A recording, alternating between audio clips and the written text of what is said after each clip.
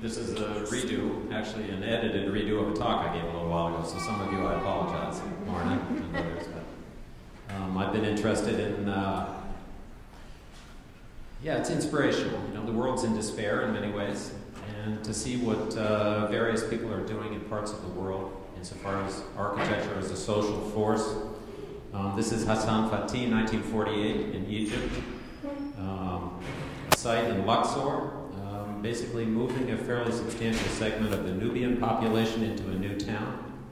And he is, I think still today, very much a kind of godfather figure insofar as just architects and other motivated individuals, working in the third world and really attempting to make, essential buildings.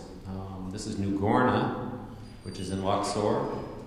I'm only showing about 3 slides of each different project, but a wonderful community.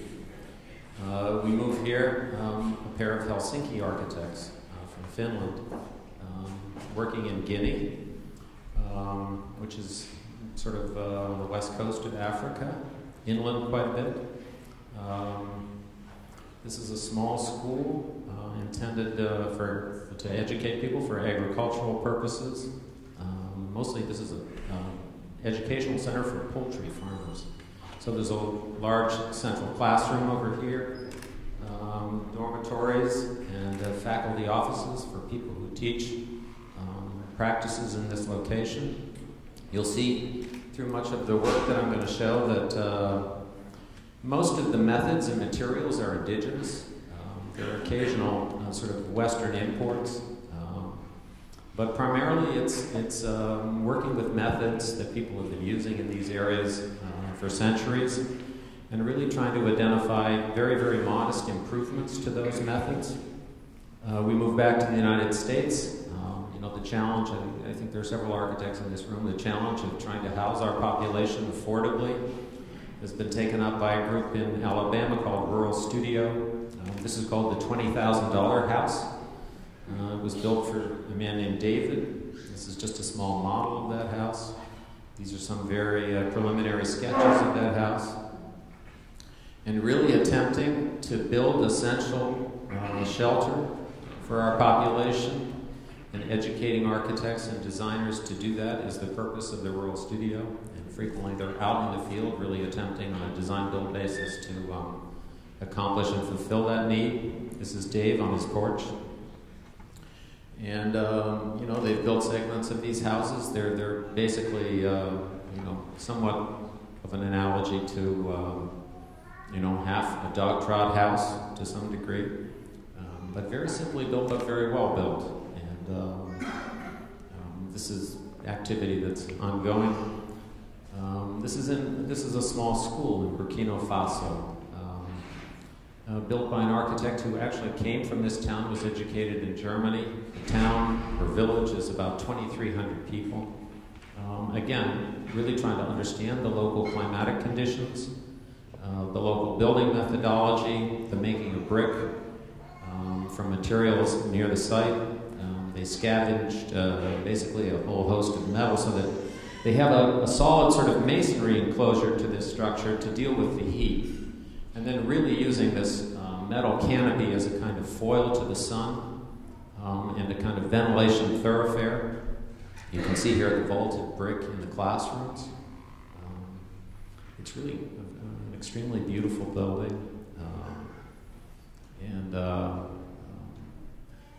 I think this building, as well as what I showed you initially, Fatih, there was a very purposeful intent to educate the local building population in assimilating some of these modified methods of building. This is now in Mozambique, work of the Aga Khan Foundation. It's really a group worth following.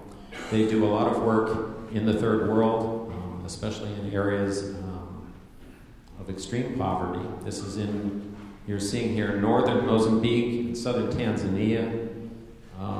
The method of construction here, it can look remarkably beautiful in certain ways. They basically use a stick or a bamboo style of construction and then fill in what's almost like a small cavity wall with stones and mortar. If you can afford it, you sometimes will paint the structure. And there I met a young German architect who was working on basically improving the methods of construction. These houses had a lifespan of about 5 to 10 years. Oftentimes moisture wicking out of the ground started to deteriorate the exterior wall. So he studied the basic ways in which they were making these structures using the bamboo, strengthening the truss configuration. This was a template on the ground for a structural roof truss, and starting to use more innovative ways of assembling the bamboo so that you could structurally do much more with it. And this was a small community center, daycare that they constructed using some of these methods. They used all sorts of innovative, they took strands from car tires to basically bind the bamboo.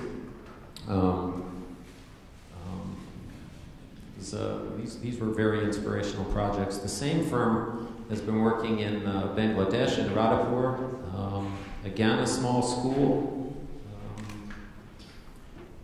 In this particular, the analysis that was done here was that Bangladesh, which is so substantially populated, that there needed to be some notions of intensifying the density of buildings, so they started to go up. So the idea of a 2-story building was a very radical thought in rural Bangladesh.